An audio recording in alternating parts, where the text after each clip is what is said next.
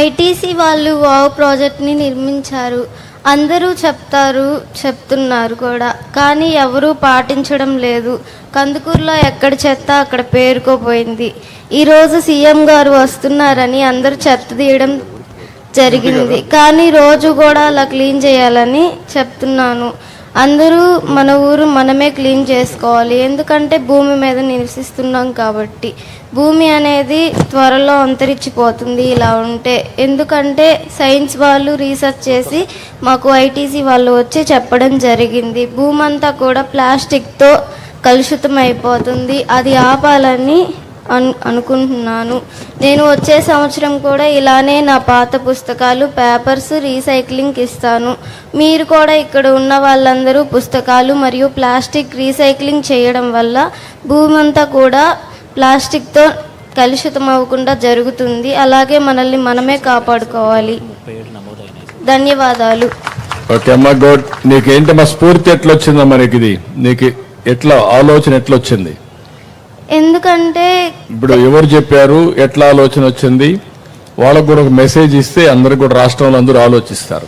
Narayana olympiad స్కూల్లో చదువుతున్నాను sir నేను ఇక్కడ కందుకూరులో. ఓకే. అక్కడ నవంబర్ నెలలో ఐటీసీ వాళ్ళు వచ్చి వావ్ ప్రాజెక్ట్ ను నిర్మించారు. నిర్మిస్తే వాళ్ళు మేము వాడిన పాత పుస్తకాలు, పేపర్స్ తేవడం వల్ల కాస్తైనా చెట్లు కొట్టేయడం తగ్గుతుందని చెప్పారు. 1000 కేజీలు పేపర్ తయారు చేయడం కోసం 10 సంవత్సరాలు ఉన్న 22 చెట్లుని నరకాల్సి వస్తుందని అన్నారు. అందుకని నాకు ఇలా చెయ్యాలనిపించింది. కొన్ని చెట్లనే నా వల్ల సేవ్ అవుతాయి కదా. ఎంతమందికి చెప్పావమ్మా నువ్వు ఈ విషయం? చాలా మందికి చెప్పాను. చెప్పావమ్మా? విన్నారు నీ మాట? విన్నారు. బుక్స్ కూడా ఇచ్చారు సార్. ఎంతమంది ఉంటారమ్మా? ఎంతమంది విన్నారు? నువ్వు చెప్పినాక ఎంతమంది విన్నారు? ఒక 20 మంది అలా. 20 మంది విన్నారు. బుక్స్ కూడా ఇచ్చారు సార్. నీ పేరేంటమ్మా? దీప్తి, సన్నిపోయిన దీప్తి. దీప్తి చెప్పింది మీరు విన్నారు. ఒక సామాజిక స్పృహ, ఏదైతే పుస్తకాలు తయారు చేయాలంటే కాగిత పరిశ్రమ నుంచి వస్తాయి. ఐటీసీ వాళ్ళు వావ్ ప్రాజెక్ట్ని నిర్మించారు. అందరూ చెప్తున్నారు కూడా, కానీ ఎవరూ పాటించడం లేదు. కందుకూరులో ఎక్కడ చెత్త అక్కడ పేరుకోపోయింది. ఈరోజు సీఎం గారు వస్తున్నారని అందరూ చెత్త తీయడం జరిగింది, కానీ రోజు కూడా అలా క్లీన్ చేయాలని చెప్తున్నాను. అందరూ మన ఊరు మనమే క్లీన్ చేసుకోవాలి, ఎందుకంటే భూమి మీద నివసిస్తున్నాం కాబట్టి. భూమి అనేది త్వరలో అంతరించిపోతుంది ఇలా ఉంటే.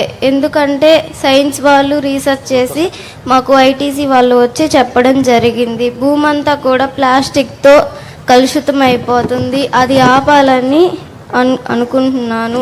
నేను వచ్చే సంవత్సరం కూడా ఇలానే నా పాత పుస్తకాలు, పేపర్స్ రీసైక్లింగ్ ఇస్తాను. మీరు కూడా ఇక్కడ ఉన్న వాళ్ళందరూ పుస్తకాలు మరియు ప్లాస్టిక్ రీసైక్లింగ్ చేయడం వల్ల భూమి అంతా కూడా ప్లాస్టిక్తో కలుషితం అవ్వకుండా జరుగుతుంది. అలాగే మనల్ని మనమే కాపాడుకోవాలి. ధన్యవాదాలు. ఓకే అమ్మా, గుడ్. నీకేంటమ్మా స్ఫూర్తి ఎట్లా వచ్చిందా? మనకి ఇది నీకు ఎట్లా ఆలోచన ఎట్లా వచ్చింది? ఎందుకంటే ఇప్పుడు ఎవరు చెప్పారు, ఎట్లా ఆలోచన వచ్చింది? వాళ్ళకు కూడా ఒక మెసేజ్ ఇస్తే అందరు కూడా రాష్ట్రంలో అందరూ ఆలోచిస్తారు. నారాయణ ఒలింపియాడ్ స్కూల్లో చదువుతున్నాను సార్ నేను ఇక్కడ కందుకూరులో. ఓకే. అక్కడ నవంబర్ నెలలో ఐటీసీ వాళ్ళు వచ్చి వావ్ ప్రాజెక్ట్ ను నిర్మించారు. నిర్మిస్తే వాళ్ళు మేము వాడిన పాత పుస్తకాలు, పేపర్స్ తేవడం వల్ల కాస్తైనా చెట్లు కొట్టేయడం తగ్గుతుందని చెప్పారు. 1000 కేజీలు పేపర్ తయారు చేయడం కోసం 10 సంవత్సరాలు ఉన్న 22 చెట్లుని నరకాల్సి వస్తుందని అన్నారు. అందుకని నాకు ఇలా చెయ్యాలనిపించింది. కొన్ని చెట్లనే నా వల్ల సేవ్ అవుతాయి కదా. ఎంతమందికి చెప్పావమ్మా నువ్వు ఈ విషయం? చాలా మందికి చెప్పాను. చెప్పావమ్మా? విన్నారు నీ మాట? విన్నారు. బుక్స్ కూడా ఇచ్చారు సార్. ఎంతమంది ఉంటారమ్మా? ఎంతమంది విన్నారు? నువ్వు చెప్పినాక ఎంతమంది విన్నారు? ఒక 20 మంది అలా. 20 మంది విన్నారు. బుక్స్ కూడా ఇచ్చారు సార్. నీ పేరేంటమ్మా? దీప్తి, సన్నిపోయిన దీప్తి. దీప్తి చెప్పింది మీరు విన్నారు. ఒక సామాజిక స్పృహ, ఏదైతే పుస్తకాలు తయారు చేయాలంటే కాగిత పరిశ్రమ నుంచి వస్తాయి.